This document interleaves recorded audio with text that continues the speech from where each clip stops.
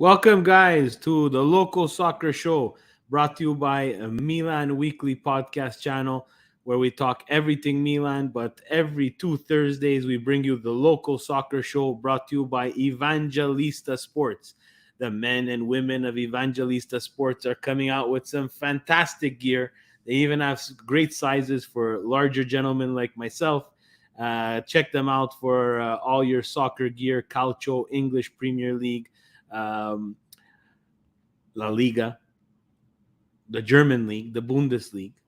And also, guys, check them out for equipment and stuff that you would need for your local soccer club: jerseys, water bottles, bags, etc., etc. They have it all.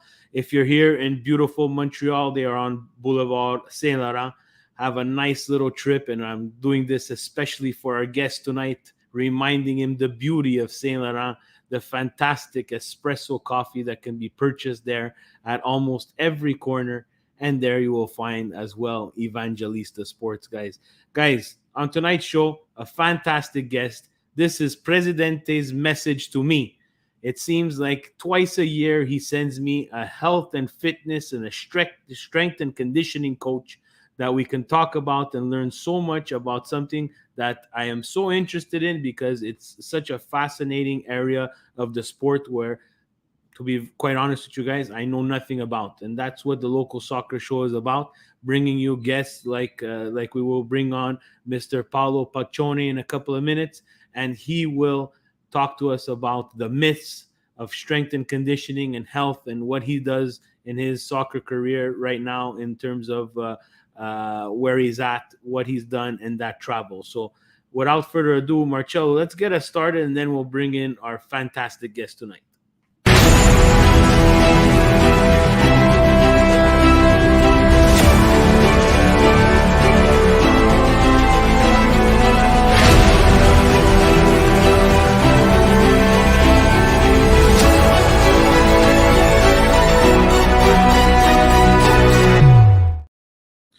Paulo, welcome to the show. Guys, as you can see, there's a significant color difference between us and our fantastic guest. He looks like Fabio. I look like Fabione, a little bit rounder. Welcome, Paulo, to the show. How are you? Very good. Thank you, Steve. Thank you for having us on. Thank you for coming on and giving us your time. I know you're very busy, but let's get straight to it. Tell us about yourself, Paulo. What are you doing right now, and how did you get into this field? Oof. We have enough time? I'm not sure. We But have enough time. For you, the we have road enough started time. really young. Good, good. No, I started really young. My played. I was a track athlete, and his coach, and we're talking about when he was U10, and I would have been 15 years old. His coach said, "Listen, can you just make them go run? And like I see you're always working out." And I said, "Okay." And little by little, that started becoming my thing. I was able to grasp what it means to be a coach and have passion for it. And I mean, from there, I didn't really think there'd be ever a career in it at that point in time. And then I got very headstrong that, you know what, there's something here. I remember getting my first check to do a training session. I'm like, you're gonna pay me to yell at some kids for a little bit? And yeah, I'm here today. I mean, so many different paths, and I'm sure we'll talk about it. But every step of the way counted. And amazing, again, for people that see me on Milan Weekly podcast, I try to go really off the cuff, and not really prepare too much on what I want to say, because I'm talking about something that I understand and that I love, which is Milan and calcio and soccer, right? But with a esteemed and prestigious guest like yourself, I did my research. I know you're a globetrotter. I know that you've been around the world. So tell us a little bit about your travels, and where you started and where you are right now. So at one point when I was in the middle of my in university, I actually had an opportunity to go to Italy to work in Faenza, a Serie D club that was owned by Minardi at the time. And that coach that got me my start with my younger brother, He actually youth team over there, and then went into the first team. So they pulled me into there, and I ended up staying 2.5 years, and that's where I really learned the ropes of like this is something real for me. Although I had it clear in my head even before that, but living in Italy and being in the real culture of the game really opened my eyes. I remember the first time that somebody called me prof and knew who I was, and that was really, really touching to me. So for me, I always wanted to replicate that feeling. So when I decided to come back to Canada, it was time to really start grinding it out. I started making a push in the provincial programs. There was no strength and conditioning or performance coaches running the programs at the time, and with the help of others and Dr. Gringmuth, who is well known in Toronto, helped me out to get a grant to create a position with the Canadian Association of Coaches, and for us to support the Ontario provincial programs. And at that point, I was full time with provincial teams, and we're talking back in 2006, 7. So from there, I always knew that I needed to make my way into the professional game, and a lot of experience with youth national teams, first national team, men and women. But I was always looking for more, and there was an opportunity to come to Montreal in 2009, but it didn't really fit with what I was doing at the time. But thankfully enough, they opened the door for me again in 2012, and I couldn't have been happier, because for me, coming to the Impact was always a dream of mine. It was always a club that had a lot of ambition, and that's where I think really things took off in 2012. And I remember the days surrounding that like it was yesterday. Amazing. And then, from the Impact, you continued your trek, and moving on to different positions. In Montreal. Let's if we could start with Montreal, because I love to tell this story. You know, you're because we spoke earlier. I know you're from Toronto and you're in Montreal. Now that you're in Montreal, and you've become a Montrealer, right? And you're at the Impact, and you're working at the Impact. How did it feel to be part of the Impact, and be in the city at the same time with the players, and the way this city comes alive, especially in the summer? How did it feel? It felt like having a lot of responsibility. I mean, the club had such a great history. I mean, led by Nick DeSantis, Mauro, and the staff, and the people involved. You feel the responsibility of upholding the standard of the club, and the standard. What I mean is the competitive standard. Winning is above all, and we started. I remember that first season, 25 weeks in first place in MLS, and this is year 2 of MLS for the Impact. So I mean, it was really, really important, and we've had highs, we've had lows, we've had moments that will be unforgettable and history making, especially that Champions League run. And thanks to that Champions League run, I'm here today. And so there's a big importance in my heart for the club and that city. And I think it's not really well known when I describe things about back in Montreal, is that it's the closest thing to the real thing in North America. When you have both sides of the media hammering you week in and week out, whether it's English media or French media, whether it's print or whether it's TV, it's very similar to the feeling here, of course, on a difference with Club America. And I mean, it really, really shaped what I was able to do moving forward. I mean, after the Impact, I had a great time with Miami FC with Alessandro Nesta. I was his fitness coach there. We built a project there that was unforgettable. What we did in U.S. Open Cup and what we did in the league, and then after that, coming here to América, and it's like I said, a very special place, and I really know what it meant in terms of my development. And it's something we'll touch on the youth after, but it's a question that I've always had, especially yourself with your travels, seeing these different athletes. And, like you spoke about Nesta, of course, very near and dear to us because of the colors that you see to the back of me. but these guys are physical specimens, Paulo. Like, it's, you're not starting from scratch with these guys. How does it, how does that relationship and that trust get built between you and these machines? I call them machines because they're really physically fit. How do you convince them that what you're doing is the right thing for them? That's an awesome question because that is the most important thing in my job. And my great example of that, and that's why I think that experience in Montreal more than others have catapulted me, is my relationship with Marco Di Vaio at the time. Marco had a very high standard for himself and had very big goals, and he didn't come to Montreal or MLS to fool around. And I remember I got to work with him before the season started. So we had that postseason in Italy, and then we came back to Montreal, and he got back to work with me right away. And I had such a good feeling that, you know what, this guy is going to really lead the troops. At the age that he put the young guys into the ground. And that was actually a lot of fun for me. It was an eye-opener for me that the whole stereotypes of the older players that were in MLS weren't true.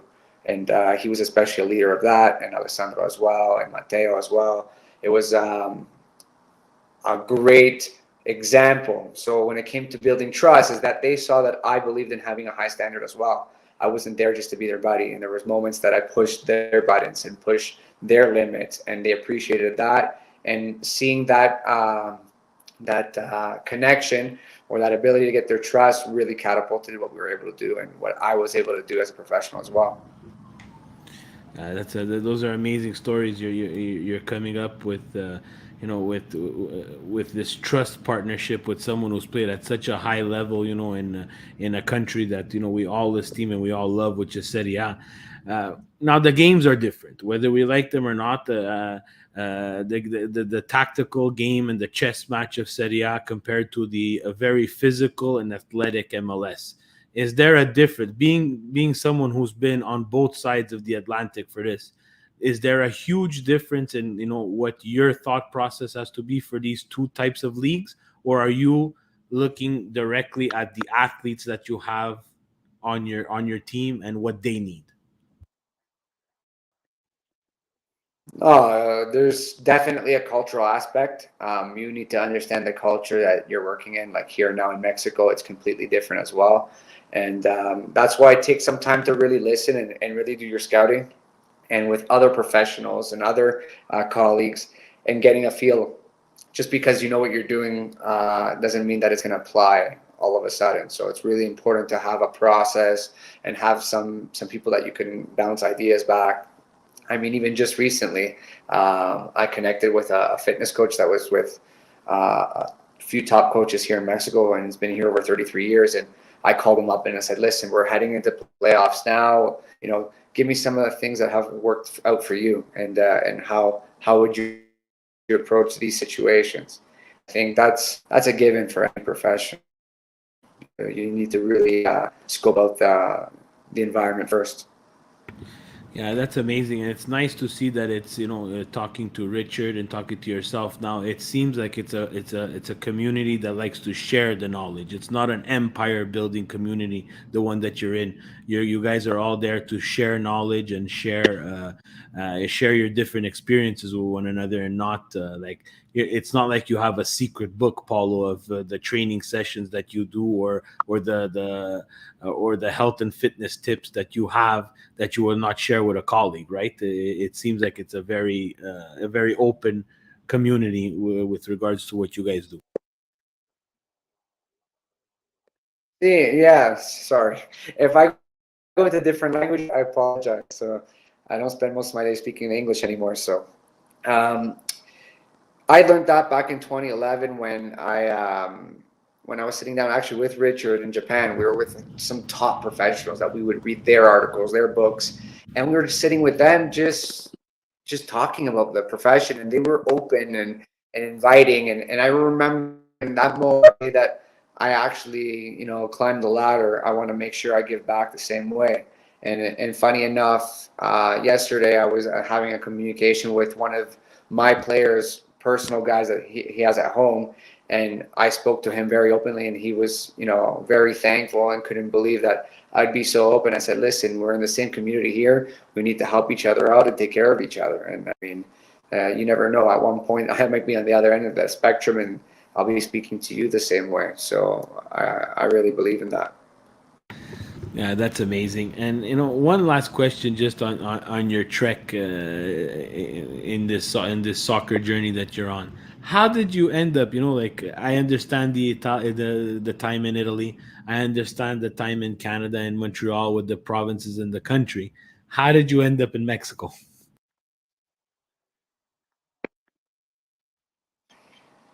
How did I end up in Mexico? So in 2015, when we started our preseason for Champions League preparation before Pachuca, we were literally in a hotel, literally across the street from this window that I'm looking out right now. And I remember being here, not speaking the language, and speaking to another fitness coach who was an American who worked for Cruz Azul, and I got the feeling that, you know what, this is the place for me. At some point, I need to come and work and live here, and here I am now. So at the end of 2015, actually, season ended in Montreal. I was actually contacted by América to join them, and just like I did with the first time around with Montreal, it wasn't the right timing. I gave my word to Alessandro that I would be joining him, so I ended up joining him over there in Miami.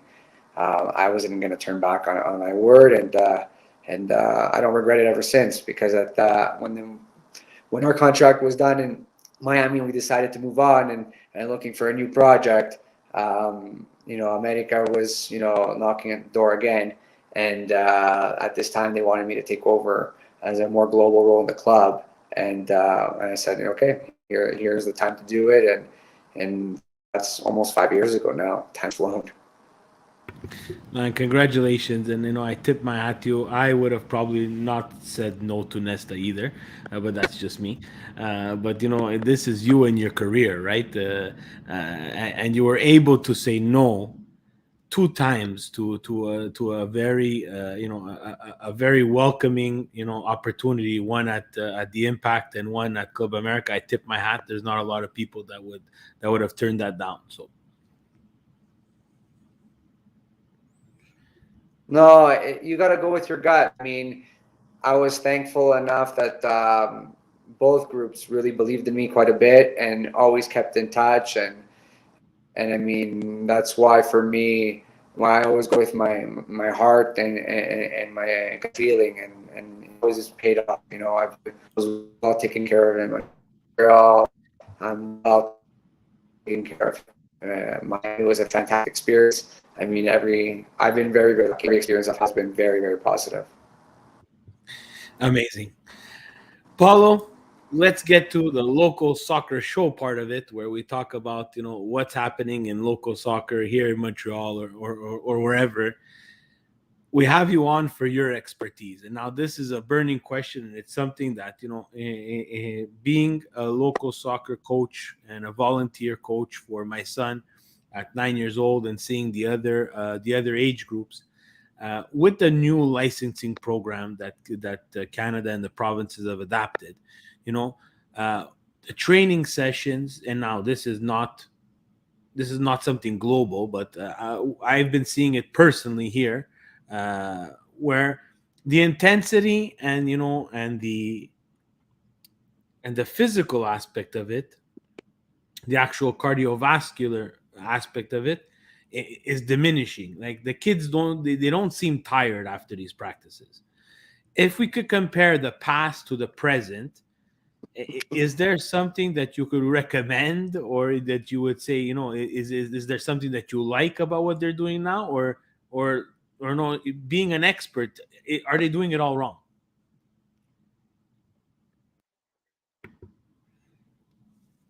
I think there's an information overload, and that people are so scared to to do whatever because of the information overload.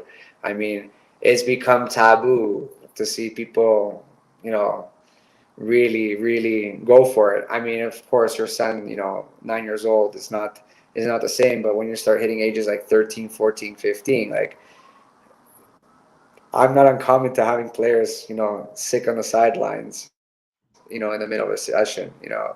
What happens is that people are so scared of pushing the limits, and they really don't really know themselves until they do that. So that's why it's our job to not only deal with the psychology, the physical part, but the psychological part of what we do, and really understand how we can push and get more out of athletes. It's one of the lines I use quite often over here is that, especially here, is high performance. High performance is always being better. That's really important to understand too. What environment you're working in the local game is what is the youth player in front of you looking for? Are they looking really to get better, or are they just looking to enjoy themselves? And I think if you misplace your passion or misplace the person's needs in different environments, then yeah, maybe that will become an issue. But I Yeah. think that's the issue with Canadian soccer in general, is that everybody thinks they're high performance, but they're not. And I think there's a very big difference. If you're in a professional club stream or close to it and not, it's very different. But people try to sell, recreational clubs as being in high performance environments, and they're not. They're not at all. Yeah, that's a really good point. And again, it's tough to gauge that because now we're grouping all the kids all together, no matter the talent level, no matter the cardiovascular talent. Maybe some more, maybe some less, but President, Marcello and myself, we talk sometimes, and we remember when we were kids. Yeah, we ran at the beginning of the season, and we got, but we were also doing a lot more at home. We were playing sports. There was less electronics. It was more of a normal for us. With these kids here, it's almost like a shock. It's almost like we're shocking them if we raise the intensity of these trainings. And what we've been seeing, and I could speak for myself, is that this lack of intensity in the training, it almost transfers itself to the match play in the game, where they're not coming in focused, and they're not coming in with a high level of intensity, whether it's for fun or for high performance. We're missing that window on these kids. Are we leading them the wrong way? Thing is this, it's the environments, like, so I have a hand, and I had a hand in the youth, in the academy here in the club, is the players, whether they're 12, 13, even 11 years old, the responsibility or the love that they have for it is their own. I never see a parent in the training facility. They're not allowed in the training facility. They have to drop off their kid at the front, and the kid comes in and trains, and then out the door. So there has to be ownership and passion for it from the kid itself. And if they don't, you're never going to get anything out of them, or they're not going to get anything out of themselves. So I think that's one of the biggest issues. And with the pay for play and parental involvement throughout the age groups, it really hinders progress in the sense that the players, the athletes, don't really push it for themselves. Um, I was I was a track athlete, and nobody ever told me to go for a run, or I did it all myself, or go to do an interval workout myself. And I think players who really made it and really done something, they did it for themselves. Maybe they were in Peanut Park, and they were playing by themselves and dribbling and controlling the ball and for hours and hours. And I think that's what's been taken away quite a bit. Yeah, well put, well put. uh, I had a question, and I've asked, and we brought this up, and this is something that, again, the what I love about the local soccer show. Like, before yourself, we had a chance to speak with Richard, and I find myself, because and I'll do the same with you, quoting the things that I remember vividly from that conversation. And one of the articles that he wrote was that myth of overtraining, right? And is it, and again, this is just from me. I find that we're not training them enough, and I know that there's you guys have formulas where you can calculate and understand the actual workload of different sessions for the different age groups. my question is not whether yes or no, but how important is to have one of these strength and conditioning coaches like yourself, or even someone from in school, take care of these clubs and make sure that these coaches are doing the right thing. So this was actually a project before I left to go to Montreal that I was actually trying to work on in Ontario, is formalize the fitness coaches in each of the clubs and having a leadership program for them. It was something I wasn't able to accomplish because I left. But I mean, I don't know where they're at in Quebec, but in Ontario they tried to do something. But the thing is unless you really hand it off to the professionals that know what they're doing, and the thing is this is there's a lot of people that know what they're doing, but not in relation to soccer. You know, you can't get guys from hockey and that only work in hockey come work with soccer players. It's a completely different sport. It's for that reason alone. When I first started, people like there weren't professional fitness coaches. You know, Richard thought I was crazy that I said no. I'm working towards one a professional team, and he's like, yeah, but there's only three in Canada. I said that's three more than I need. I just need one, and and and we need to open doors for people that maybe they're from the outside, or maybe they're people that are hungry in the game that want to make a conversion to being a soccer fitness coach, and we need to really have them involved in the game. But until we really start giving a placement for them, they're not going to have a place to really make a difference or help that aspect. Because some people think my job is mostly about running and jumping and lifting. But no, a lot of my job has to do with guiding the coaches and being part of the planning process of the coach. And to tap in on that, before we get to your suggestions of what we can do here, take us through, like what's your input to, like, everybody's seen. It's a hard way to formulate these questions because I've watched the all or nothings, with Tottenham, and I've watched the all or nothings with Arsenal and Man City. The strength and fitness coach is not a guy that they leave in the corner. He's with them at every meeting. He has input in what the load is going to be for the week, the month, the half a season, full year. How involved are you in their day to day? But so, Stevie, first and foremost, that's why I don't like you. You're not going to hear me say strength and conditioning coach. I'm not a strength and conditioning coach, and nor should there be a strength and conditioning coach um, leading the charge. I'm a performance coach or fitness coach. I'm a coach. And what that means is that I'm an assistant to the coach, but with my responsibility being performance. I am the right hand to the coach. Everything goes through me in terms of planning, in terms of load, in terms of return to play, in terms of periodization, in terms of compensatory work, in terms of individual preventative work.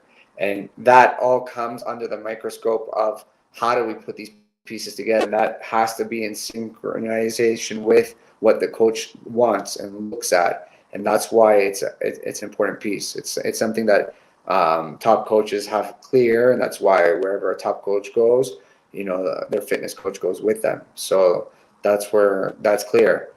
Of course, on a local level, you're not going to have a fitness coach per team, but if you do prepare coaches to have a passion for that understanding of planning, and you do have a reference in each of the clubs, that person will be able to create a methodology that the coach can follow and respect, and will help him develop the things that he wants to develop. All too often people try to separate the fitness from the game, and it doesn't separate. You have to find it where it meets. And in my coaching courses, where I've developed coaching course for fitness course, we talk about those aspects. How do you develop certain metabolic aspects without the ball and in playing situations. So nothing is separated. That's amazing, and I apologize because I've said strength and conditioning coach multiple times. I will never do that again for the rest of the Oh, it's episode. okay. That's the culture in the. No worries, Stevie. But that's the culture of the game in general in Canada and the U.S., where they think because hockey, you don't have a fitness coach on the ice. And I bet you one day that will change. Yeah. A lot of that extra work is done by a strength and conditioning coach off the ice. And that's something that, because the way those leagues are, and it's very different, and it's not part of the training process. It's an aspect of it, not the leading aspect of it. So that's why those cultures kind of overshadow what it would be like in the Canadian game. So, like, I mean, back in the day, like I told you, when I was looking forward to doing the fitness coaching job at a professional level, I spent my Sunday mornings looking online and seeing all the MLS staffs.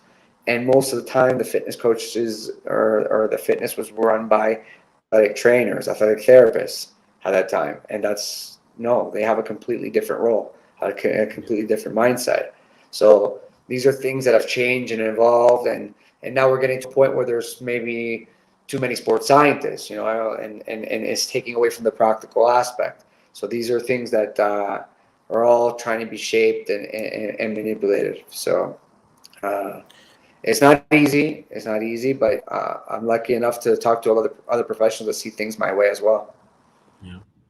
No, very interesting, and again, to just go back to youth soccer, there's the puberty aspect of it, and there's the debate regarding the necessity of developing certain things, especially cardio and stamina before puberty. Some say, people who believe that, running is always good, it should be done all the way.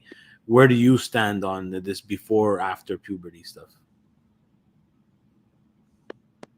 Well, the thing is, this is one of the important things that people think that you only do after you reach peak height velocity or puberty is that strength training. But strength training should be done right from a young age. And the issue with so many of the clubs in Canada, you do not have facilities. Like, you have a field and that's it. You don't even have a dressing room. So you don't develop certain things. I mean, I'm talking about some of the better clubs in Toronto don't have a clubhouse with a gym, and that's something that should be fundamental. That's something that should be part of the culture. And that's why, what do? You make them run.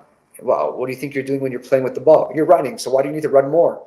So these are the things that, really lack in terms of the developing of the game. And that's why the professional clubs and the CPL clubs, they need to create a whole atmosphere where right from U12, U13, you're already training.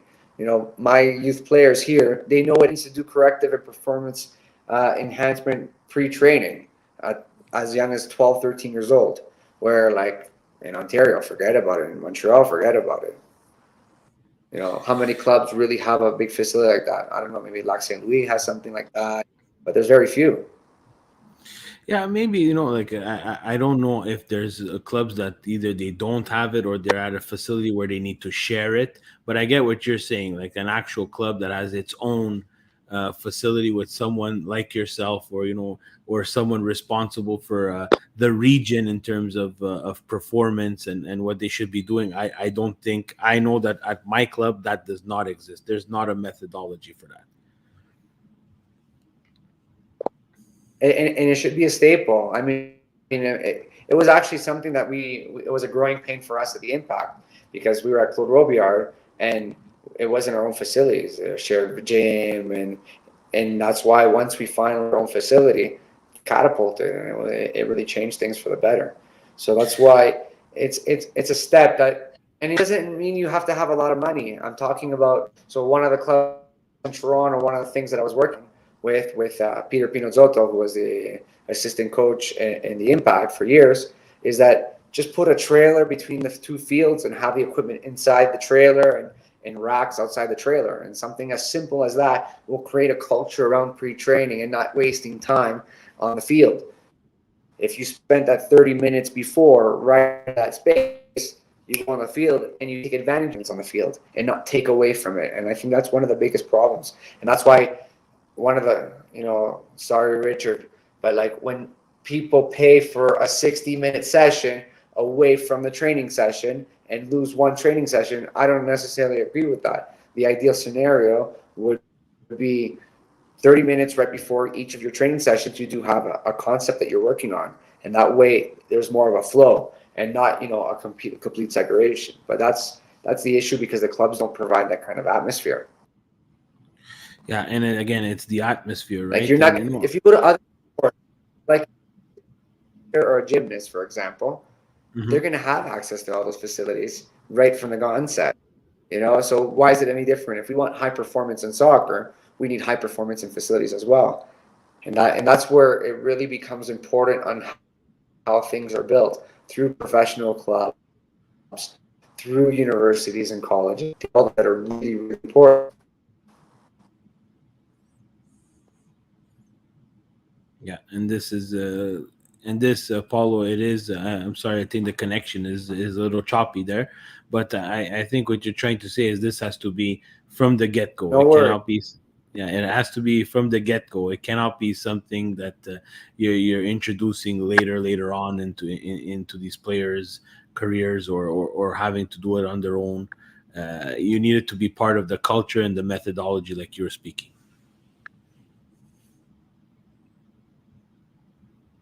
Yeah, and I think that's why the Impact Academy did such a great job with having, Marie Torin. I think it was such a great atmosphere where the field, the classrooms, the gym, and everything was all put together. And now at Le Tourneau, Nutrilait, whatever it Yeah. is that you have everything there now where things are, and yeah, that's a special place for me too. So I'll share that with you as well at some point. And you talk about this at the pro level and the club level. What would be some of the suggested guidelines, that someone like you, if they said, tomorrow, Paolo, you're going to take care of this specific region, and you're the performance coach for the region. What would you suggest, let's say a micro level, U9 to U12, and then 13 to 17. know, what would be your suggested guidelines and like a regime that you would put in place? So I get this call once in a while from people back in Toronto, and it's very simple for me. It's the way I started doing things, and the thing is that you need to have a dedicated professional. And professional doesn't mean that they've been doing it for 20, 30 years. A dedicated professional is somebody that has passion for it and that sees a career path in it for your club, and somebody who is going to invest their time. Maybe they're not getting paid what they want to get paid, but that's part of the whole process that they're going to give to. And like I was doing with CS Azuri back in the day, and talking about 2001, 2002, that person is responsible of how that is going to be put in place. But now you also need to give that person the tools, and the tools means that number one, there needs to be some investment, and I'm talking about $10,000, $15,000. I'm not talking about $100,000, but some investment in some basic equipment that's going to help them do their job, and then build on that investment as the years go on and as that professional grows as well. And then number three is creating the culture where the coaches and this person or these persons actually work on planning and prepare training sessions. How often do you see people walking with a Tim Hortons cup onto a training field, and they would just got out of their car literally 5 minutes ago? And that's BS. A training session needs to have an objective and it has to have a plan, and that happens when people sit together. But if you don't have a clubhouse or a place to sit together, where are they doing this? Where are they sitting, and where's the coaching director of coaching or methodology of the club watching that these people are actually doing what's good for the club? So one of the things I did here is I had everybody's training plans on. Each team had their whiteboard with their session plans, and I see everybody's sessions in the morning before we get out, and me and the academy director would be looking and ask questions and have people present and say, why are you doing this versus this, and creating that culture of understanding and having real objectives for each training session. Whether it's U9, 10, doesn't matter, or U20, you need to have that clear. That is only clear when there's actual work behind it. And when there's work behind it, the process actually gets pulled forward. So for me, those three aspects are really, really important. A dedicated professional, investment in some infrastructure materials, and having a place in work culture where people are planning and preparing. Really good stuff. Let me. That's a different mindset of where I thought you were gonna go, and that's really why you're the professional, and I have the honor of having you as a guest. Uh, if we go to Okay. performance enhancement, right? It's a big thing now. It's a complete market. There's a lot of parents and kids that are, they want to do extra stuff. They want to do, extra training, personalized training. Is this something that the kids should be doing at let's say specific ages, where someone like you would recommend no from this age to this age, or yes from this age to this age, or not at all? They should be, even if they want to play, if they want to do it, they should be doing it. I think there is a time and place for it all. I think it just needs to be evaluated of what's happening with all the activities. Like what is sad to see is people doing things half asked. Like they'll be at a training session and then they gotta go play somewhere else, so they leave somewhere else. Like I know the realities right now have changed so much that people have so much ownership of what they're doing. I think that could be something very questionable. Practice is very questionable where you need to be committed to a plan, and that's why for me, one of the things that a club should really be doing is helping foster all these things. So one of the ideas is that I had is like, okay, if you don't have enough fields for all days of the week, that the club provides certain moments of individual training or individual, performance training, physical training, and and they have certain workshops, and I think that can be done. And that's why for me, if you spend 20 to 30 minutes before every training session, whether it's in or outdoor, it goes a long way. It's in fact, I'm doing another master's right now, and it's funny. I was saying something about 15 minutes. Don't misquote me. Like 15 minutes a day of extra work. Throughout a season or throughout a year is something like 44 hours a year. It's a lot of work. So that's why I think it goes a long way by doing these, micro doses on a regular basis instead of trying to have 1 hour fitness sessions.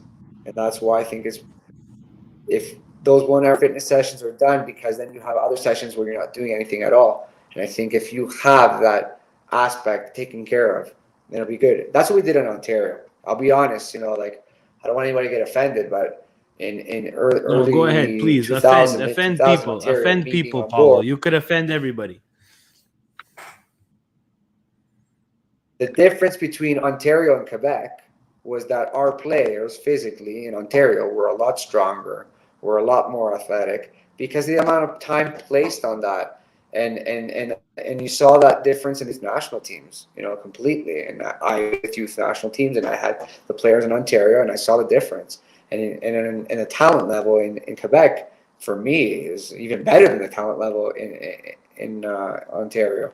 But what happened was that exigencia, that demanding aspect is not there. And we would see that with the issues with the home programs that we would send to youth national team players, and what was followed and not followed. It was just very different.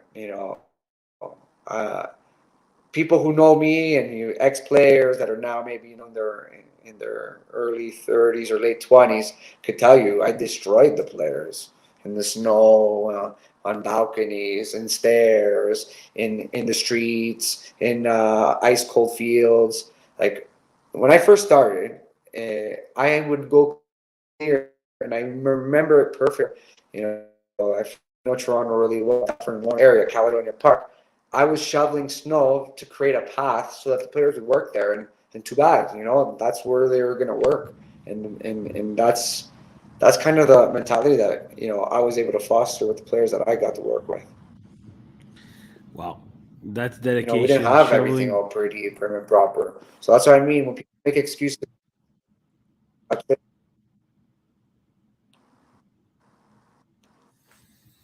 I don't shovel Yeah. snow anymore, so No, no, no, no. Not in Mexico. You're not shoving it. You're not shoveling snow there. That's for sure. Uh, Amazing to think, Paulo, in terms of no. injuries. A lot of people are a little worried. Some of the doctors out there are a little worried with the increasing injuries that are happening in youth sports, especially soccer. Um, you know, is there something that that we're missing in terms of the is this just a fluke, or is it we're not doing something right and this is why there's so many injuries, or is it a myth? No, no, no. It's not a myth at all. I mean, sports injury clinics are full of kids of 13 to 16 years old, full. And that what happens there is there's a window there in puberty that actually you are more susceptible to injuries. And I think planning and progression of exercise is not, really well done in youth clubs because you do not have that professional. So everybody thinks you could be jumping every single day or sprinting every single day or running distance every single day. So when you don't have a real plan, a real microcycle, a real annual plan, then yeah, of course, a lot of these injuries are overuse injuries, and when there's certain uh, you know ailments may cause greater injuries because you're put at risk because of your fatigue or instability, and that's where a professional really really is important. Somebody who really will tailor the session. So, for example, even at the level today is Thursday, 2 days out from a game. It's my lightest day of the week. But somebody says, yeah, but the game is in 2 days. They can rest by then. When you understand the physiology and planning and training, you know that today is a day that you should really be careful. So these are all the things that a professional can really, really help in a club. How's your relationship with the medical staff? Do they blame you for injuries?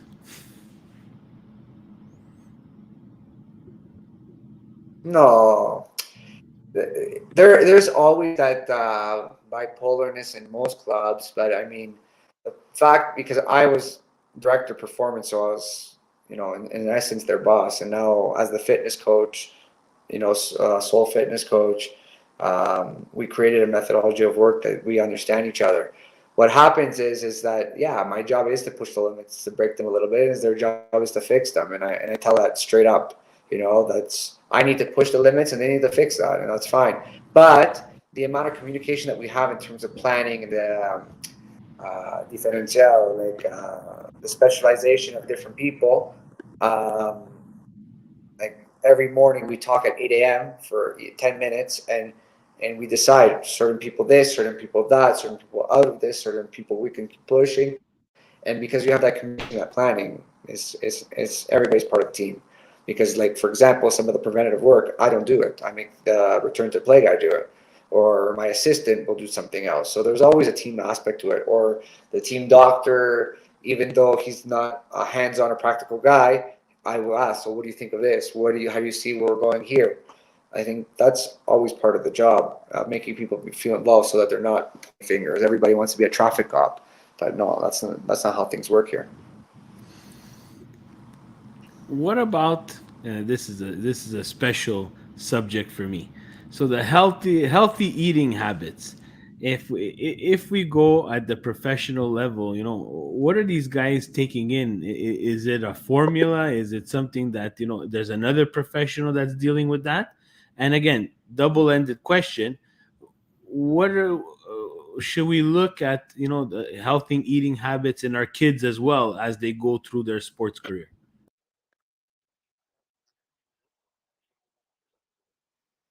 Okay, so yes, there is a nutritionist in the club. We have a few, and it's something that everybody always struggles with. I think once players, athletes, they find the right formula and understand that you take care of that aspect, there becomes a difference. I had a player in the team, a striker, that he came back from a preseason like 8 kilos over after coming back from Uruguay, and within 3 weeks of preseason he got injured, and it was very clear that and then he got re-injured, and that cost him the whole season pretty much. And the season here is 6 months to 6 months, and he learned his lesson. He learned his lesson on how that aspect is, and he's been very healthy since then.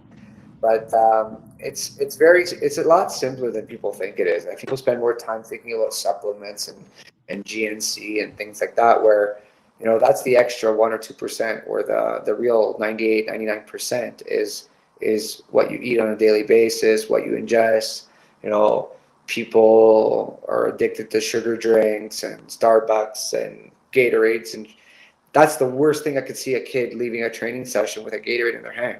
It's the worst thing that you can give a kid, and they just makes that addiction to sugar that much more. And I think that's misconception and what sports drinks are for, and it's something that obviously needs to be very much addressed. But there again, that comes from buy-in, that comes from the home, that comes from the coaching, that comes from the professionals around the players, and education. And of course, that education, we thank you, Paulo, for that because I will take this clip of the no Gatorade and show it to my son, who loves Gatorade. And unfortunately, we're gonna have to cut that out because Paulo said so. Good, good. And you could show my face, no worries. It's something that really, really, really irks me because that amount of sugar for the amount of activity that you're actually doing is not really there. It's not really meant for that. It's meant for really high level activity. So like in a game at this level in Club America, yeah, in a game for sure, no problem. Or a really hard training session, a little bit is good. But for kids, no. Water's more than enough, and eating a nice plate of pasta after the session is much better than a bottle of Gatorade. Amazing, Paulo. I can't Yeah, believe we're especially if it's almost not at as an fast. yeah. I can't believe that we're almost at an hour. I want to thank you so much, and I know in respect for your time and what you do. I want to lighten things up a bit, right? We do this with everybody. I want to ask you some quick fire questions. I know you would stay on forever. I'm giving you back some East End of Montreal here. That's why. Uh, but the quick fire questions, Paulo, just answer them one word, two words, whatever you want to show people a little bit of the nice side. Because I'm pretty sure once you're on the field and you're in a training session, they must hate you. Yeah, I'm the most hated. I'm the most hated. In fact, that's actually a line that I will stick with me forever, and with Nick DeSantis, which I owe a lot to. Um, I remember when they decided to bring me on board, they said, you're going to be the most hated person in the club. I said, that's what I signed up for. I mean, that's part of my job. If I'm not going to be the most hated, that means I'm not doing my job. Yeah, that's you would. Yeah, I'm pretty sure people hate you. Like they're throwing darts at pictures of you at home. That's for sure. But then when everything goes good, I'm pretty sure that they're thanking you in the end. Yeah, So, no problem. No problem. Paulo, if I ask you again, with Yeah. all due respect to the club that you're at right now, but let's talk a little bit of Serie A. If I ask you your favorite Serie A team,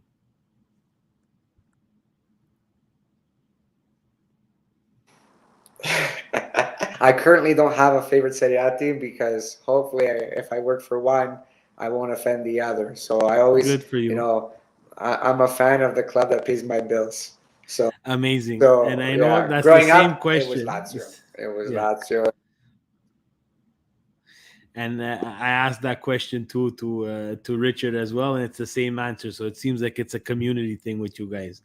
Uh, if I would ask you your favorite player of all time, I've had a different. Oof, oof. So like right now, there's a bias. There's favorite player that I've worked with or favorite player that I've watched. Always, of course, a big fan of Nedved. Back in those days in Lazio. But I mean, now the favorite players that I've worked with. Maybe I don't mention anybody because they get offended. But no, I I'm would I really wouldn't enjoying ask you working that. with Jonathan Dos Santos. Is one of the fun. But Jonathan Dos Santos, great player, great professional. So I enjoy both things. Amazing. And you know what? If you could say someone who inspired your career, someone who you looked to and got you, and really guided you through this whole process, who would that be? So that was the coach. His name is Rafael Carvajal, who coached my brother and who was the one that pushed me and who was the one that got me on how to be on the field or off the field or how to deal with certain situations when we worked together, when we didn't work together. And definitely that would be the person. We worked together and we ended up together in youth national teams. And him, he was assistant to Benito Floro. But we spent what year are we in? 2023. At least at least 23, 24 years together. So even though maybe opposite ends of the corners, even still to this day, I'll pick up the phone and say, hey, what do you think of this? This is what I'm going through. So Rafael was a big plus. Amazing. What a beautiful connection. If I could, my next question is, bringing you a little bit back to Montreal. If I'd have to send you something from Montreal in terms of food wise, what would I be sending you, Paulo?